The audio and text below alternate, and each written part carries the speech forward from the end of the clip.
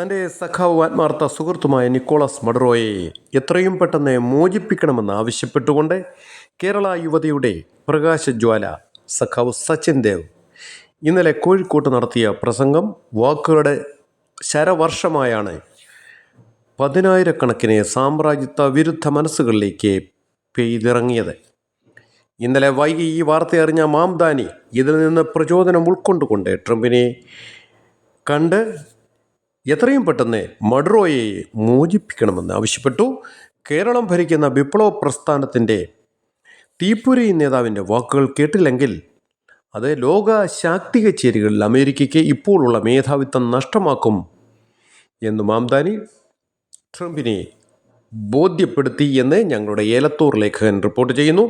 രാത്രി 10 മണിക്കും പൊതുഗതാഗതം നിയന്ത്രിക്കാൻ പോലും ഒരു സങ്കോചവുമില്ലാത്ത വിപ്ലവ ദമ്പതികളെ പിണക്കുന്നത് ഒട്ടും നന്നല്ല എന്ന് ട്രംപിനേതായാലും ബോധ്യപ്പെട്ടു എന്നാണ് അറിവ്. ഒരു KSRTC ഡ്രൈവറുടെ പണി ഞൊടിയിടയിൽ കളയാൻ കഴിയുന്ന ഈ ദമ്പതികൾ വിചാരിച്ചാൽ താരതമ്യേന നിസ്സാരമായ ട്രംപിൻ്റെ പ്രസിഡന്റ് പദം തെറിപ്പിക്കാൻ കഴിയും എന്ന് ബോധ്യപ്പെട്ട ട്രംപ് ആദ്യമായി അനുരഞ്ജനത്തിൻ്റെ പാത സ്വീകരിക്കുകയാണ്. Thanks comrade Sachin and comrade മേയറുട്ടി. ലാൽ സലാം.